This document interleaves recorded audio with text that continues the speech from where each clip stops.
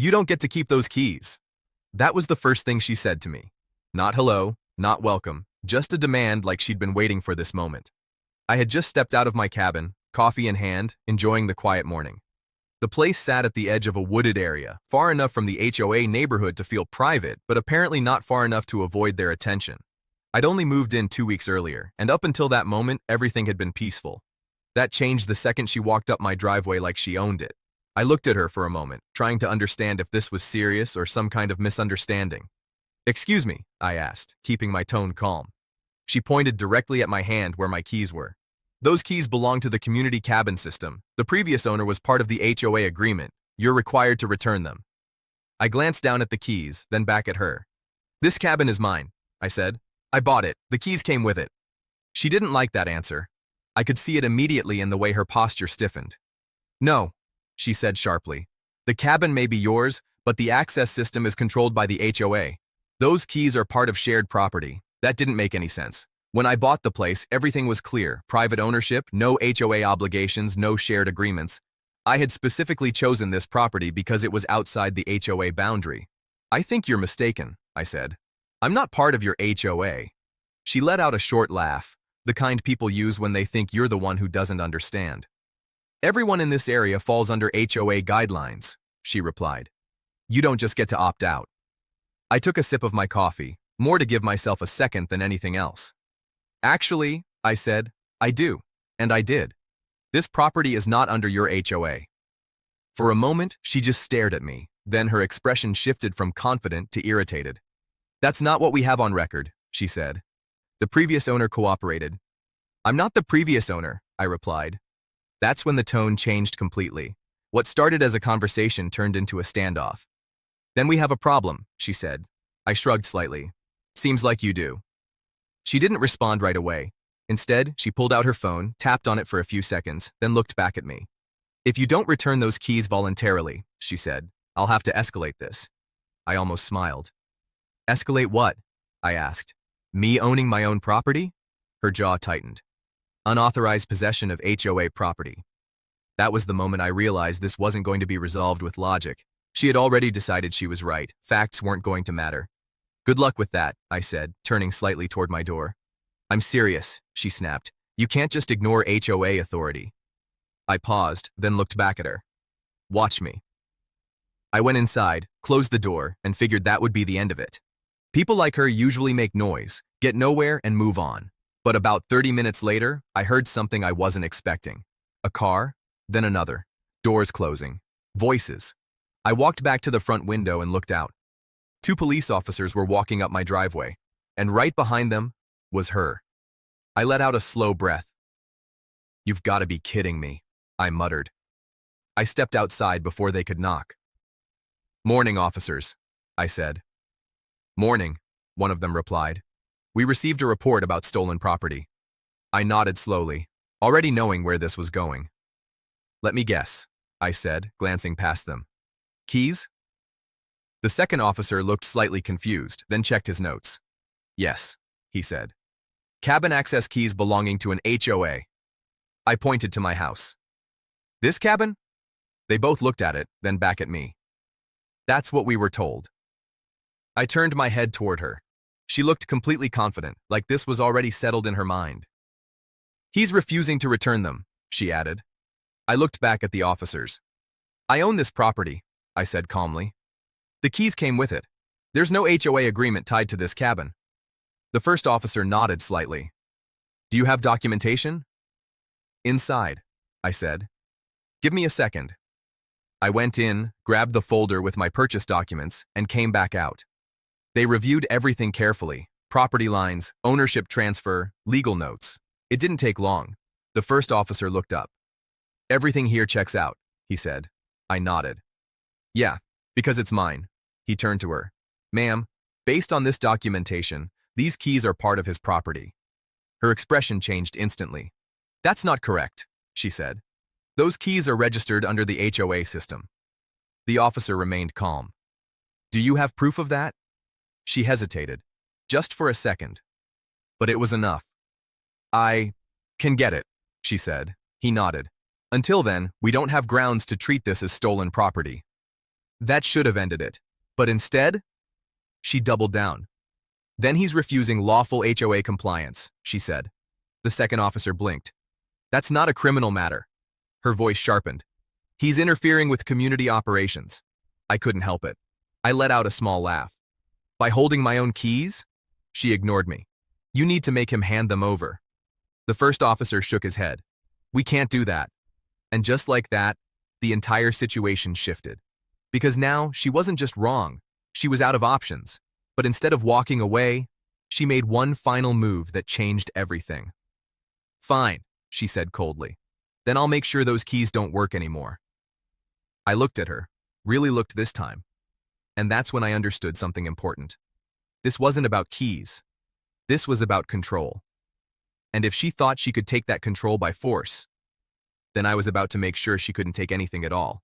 Because if she wanted to play games with access, I was going to change the rules completely. The moment she said it, I knew she meant it. If I can't take the keys, she had said, I'll make sure they don't work. That wasn't frustration talking. That was intent. I didn't respond right away.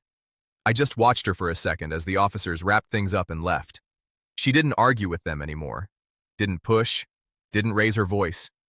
She just stood there quietly, like she had already moved on to the next step in her plan. That silence was more concerning than anything she'd said before. I went back inside and locked the door, but not because I felt threatened. It was more about awareness. People like her don't escalate randomly. They escalate strategically. And over the next 48 hours, I started to see exactly what she meant. It began small. The first time I noticed something was off, I was heading out early in the morning. I put my key into the cabin's main lock, turned it, and felt resistance. Not enough to stop it completely, but enough to feel wrong, like something inside had been tampered with. I pulled the key out, looked at it, then tried again. This time it turned, but slower. That was my first clue. The second came later that day. I returned in the afternoon, unlocked the door, stepped inside, and about 10 minutes later, I heard something. A faint metallic click from the door. I walked over, opened it again, checked the lock carefully. Nothing visible. But the feeling was there again. Something wasn't right. That's when I stopped assuming and started checking. I examined the lock more closely that evening, removed the outer plate, looked at the mechanism. Everything seemed intact at first glance, but there were subtle signs, tiny scratches around the cylinder, slight misalignment, the kind you only notice when you're looking for them. Someone had tried to interfere with it, and I didn't need to guess who. The next morning confirmed it. I stepped outside and saw her, standing near the edge of my driveway again, watching, not hiding at this time, just observing, waiting. I walked toward her slowly. You got something to say? I asked.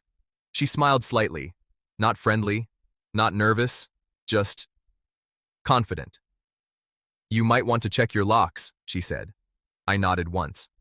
I already did. Her smile faded just a little. That system isn't yours to control, she added. I leaned slightly closer. It is now. That's when I realized something else. She still believed she had leverage, which meant she thought the lock system was connected to something bigger. Maybe a shared master key setup, maybe a registry, maybe something left over from the previous owner. And if that was true, then she wasn't done trying to control access. So instead of arguing again, I made a decision. I was going to remove that possibility completely. That same day, I made a call, then another. By evening, I had a locksmith scheduled, but not just a basic replacement, something better, something final. The locksmith arrived the next morning. I explained the situation in detail. Ownership, attempted interference, possible external control assumptions. He listened carefully, then nodded. Yeah, he said. You don't want a standard system here. I don't, I replied. He walked around the cabin, inspected the doors, checked the frame, the structure, everything. Then he said something that confirmed I was making the right move. If someone thinks they still have access, he said, they're going to keep trying. Exactly, I said.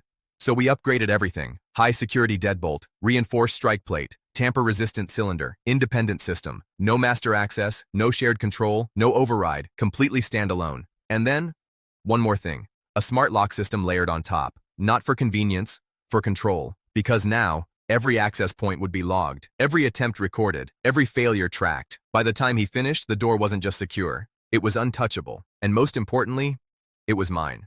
Fully mine. No connection to anything external. No leftover HOA influence. Nothing she could claim. That afternoon, right on schedule, she showed up again. She didn't knock this time. She walked straight up to the door, looked at the new lock, paused, then tried her key. Of course it didn't work. She tried again. Nothing. Then again. Still nothing. I watched from inside for a moment before opening the door. "Looking for something?" I asked. She stepped back slightly, clearly not expecting me to open it so calmly. "What did you do?" she asked. "I upgraded," I said. Her eyes narrowed. "You can't just change access like that." I almost smiled. "I just did." She pointed at the lock. "That system needs to be registered."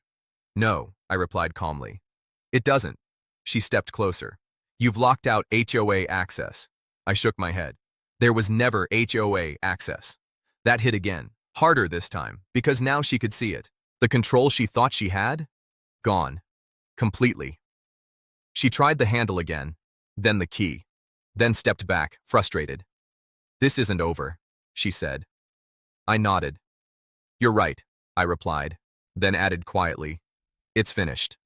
She didn't argue, didn't push further, just stared at the lock one last time, then turned and walked away. But I knew better. Because people like her don't stop when they lose access.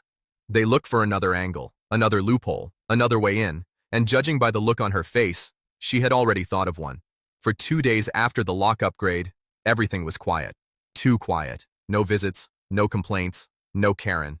But by now, I knew how this worked. Silence didn't mean resolution. It meant she was preparing something bigger. On the third morning, I found it. A letter, not taped to my door this time. Hand-delivered, official-looking envelope. HOA letterhead. I opened it right there on the porch and read through it carefully. It claimed that my cabin access system was part of a legacy shared use agreement, and that I was now in violation for restricting access to community-managed property. I smiled, because now, she had made the same mistake again. She was building authority on something that didn't exist. I didn't react immediately. Instead, I went inside, sat down, and pulled out my documents again. Property records, purchase agreement, survey maps. Everything pointed to one clear fact. No HOA authority, no shared access, no agreement. Which meant this letter was just pressure, nothing more. Still, I decided to handle it properly. I made a call. This time not just to confirm, but to document. The county office verified everything again. No shared agreements, no registered access rights, no HOA control over my property. Then I asked one more question. What happens if someone falsely claims authority over private property? There was a pause. Then the answer came back simple and clear. It depends on how far they take it. I looked back at the letter in my hand. Far enough, I muttered.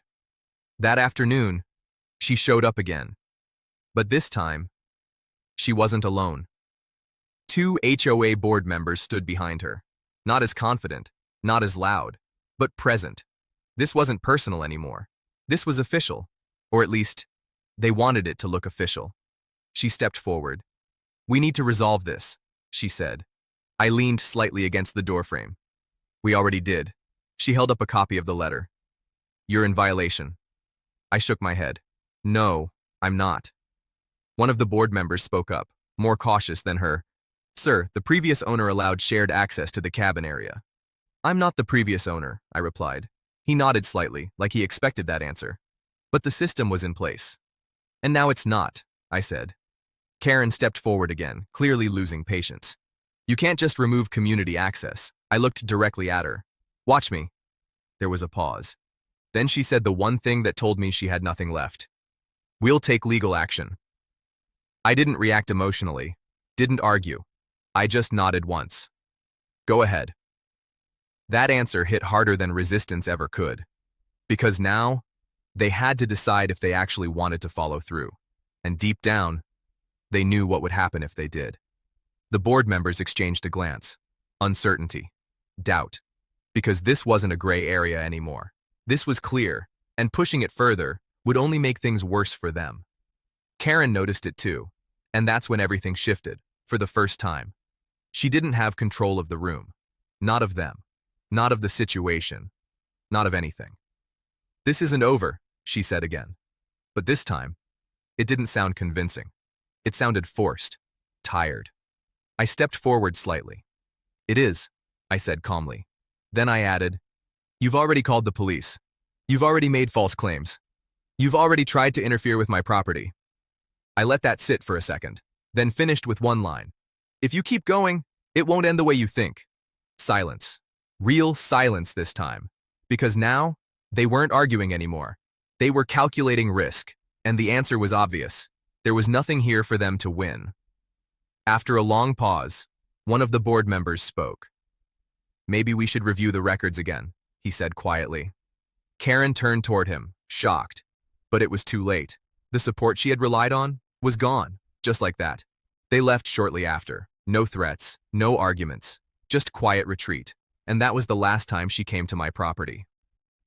A week later, I heard through a neighbor that the HOA had held a meeting, internal, closed, and by the end of it, she wasn't in charge anymore. No announcement, no explanation, just replaced, because even they understood something she didn't. Authority only works when it's real, and once it's exposed as fake, it collapses fast.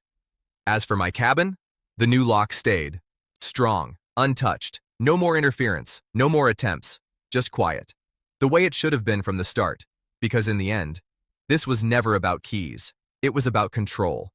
And the moment she realized she couldn't control anything anymore, the entire situation fell apart. How did you like the story? Please comment and like, subscribe, and share my YouTube channel for more HOA interesting stories.